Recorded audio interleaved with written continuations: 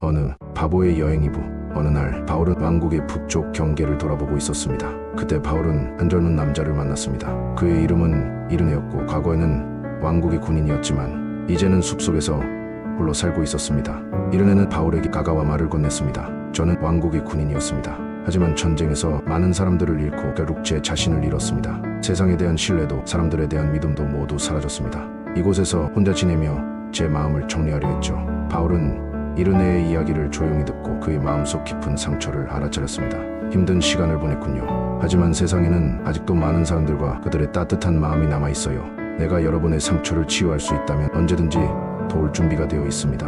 이르네는 바울의 진심 어린 말에 놀랐고 그의 마음이 열리기 시작했습니다. 바울은 이르네에게 다시 왕국으로 돌아가서 함께 사람들을 돕고 세상을 바꾸는 일을 하자고 제안했습니다.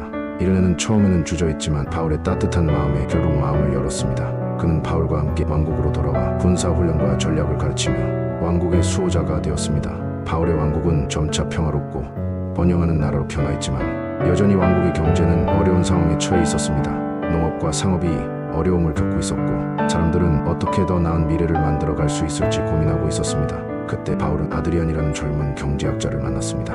아드리안은 왕국의 경제 상황을 돌아보고 문제를 해결할 방법을 찾기 위해 여러 해법을 제시했습니다. 왕국의 경제를 회복시키려면 단순히 돈과 물자만을 중요하게 여길 것이 아니라 사람들의 삶을 어떻게 더 나은 방향으로 이끌지 고민해야 합니다. 경제는 사람들의 마음을 움직여야 비로소 제대로 돌아갑니다. 바울은 아드리안의 말에 깊은 인상을 받았고 그의 아이디어와 비전을 듣고 나서 이렇게 말했습니다. 당신은 경제학자로서 중요한 역할을 할 수 있겠군요. 하지만 경제도 결국 사람들 간의 연결과 신뢰 위에 세워져야 합니다. 사람들의 마음을 움직이는 것이 먼저이고 그것이야말로 진정한 경제 회복의 길입니다.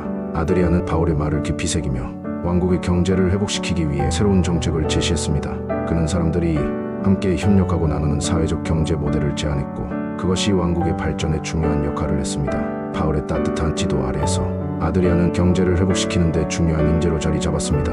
이렇게 바울은 다양한 인재들을 만나고 그들의 고유한 능력과 가치를 인정하며 함께 일했습니다. 바울은 그 누구도 소외시키지 않았고 각자가 가진 장점과 지혜를 모아 세상을 더 나은 곳으로 만들어갔습니다. 그가 이끌었던 왕국은 사람들의 마음이 연결되어 상호 협력하는 사회였고 그곳에서는 모든 이가 서로를 존중하고 사랑하며 살았습니다. 바울은 왕이 되었지만 그는 결코 자신이 왕이 된 이유를 자랑하지 않았습니다. 그는 언제나 이렇게 말했습니다. 왕은 사람들의 마음을 이끄는 자입니다. 나는 그저 그 마음을 함께 나누는 사람이었을 뿐입니다. 그의 따뜻한 마음과 사랑이 만들어낸 이야기는 오랫동안 사람들의 마음 속에 남아 세상을 바꾸는 힘이 되었습니다. 어느 바보의 여행 끝